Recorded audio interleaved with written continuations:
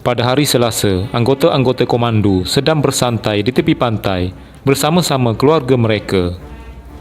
Arahan tiba daripada MINDEF supaya pegawai pemerintah Malaysian Special Service Unit MSSU Kapten Muhammad Ramli Ismail segera melaporkan diri kepada Lieutenant Colonel Isa Ahmad, iaitu Ketua DOR Defence Operation Room di Kementerian Pertahanan Jalan Padan Tembak, Kuala Lumpur.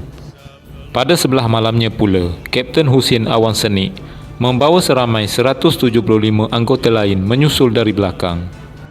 Sebaik tiba di kompleks Kementerian Pertahanan, arahan telah diberikan kepada anggota komando supaya mengawal keselamatan kawasan dan bangunan Kementerian Pertahanan.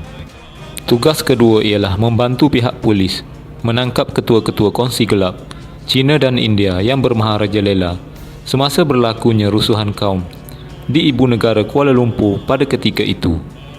Namun, tugas utama yang mesti disegerakan ialah untuk mendapat kembali senjata dari stor MINDEF yang diambil tanpa rekod. Anggota komando bertindak pantas. Tugas ini disempurnakan dalam masa 24 jam.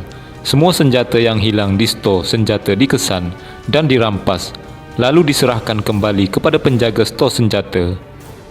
Tugas seterusnya amat mencabar kerana anggota-anggota komando terpaksa tidur pada waktu siang dan membuat operasi di waktu malam. Pihak polis bahagian kongsi gelap akan memaklumkan kepada pegawai pemerintah MSSU berkaitan tempat dan waktu serbuan dibuat untuk menangkap kepala-kepala kongsi gelap yang mengambil kesempatan bermaharajalela ketika rusuhan kaum berlaku. Di antara kepala kongsi gelap yang sangat dikehendaki polis ialah Ketua Samsing berketurunan India di kawasan Sentul yang bernama Logo. Walaupun dia seorang OKU yang berkaki satu, beliau sememangnya tidak berperi kemanusiaan dan kejam, sehingga sanggup menikam dan membunuh sesiapa sahaja yang menghalang kemahuannya. Manusia ini tidak dibenarkan hidup bebas, ramai lagi menjadi mangsanya. Pihak SB Special Branch telah menyalurkan maklumat tentang pergerakannya dan menunggu peluang terbaik memberi isyarat kepada anggota komando membuat serbuan ke tempat persembunyiannya. Tepat pada waktunya, Logo yang berkaki satu dan memiliki rifle itu dikepung dan berjaya ditangkap. Seterusnya diserahkan kepada pihak polis. Sejumlah pedang samurai dirampas, maka tumpaslah Samsin Sentul yang sangat kejam.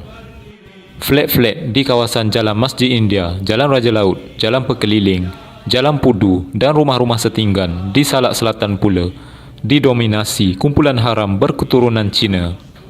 Mereka memeras ugut penduduk sekitarnya. Kalau ada yang berani menentang akan menerima padah. Rusuhan kaum yang berlaku pada ketika itu menjadikan mereka lebih berkuasa dan bertindak sesuka hati. Pihak keselamatan negara berpendapat situasi ini tidak boleh dibiarkan dan perlu dihapuskan. Pihak Special Branch telah menyalurkan maklumat terperinci mengenai lokasi dan bangunan yang menjadi markas kegiatan haram.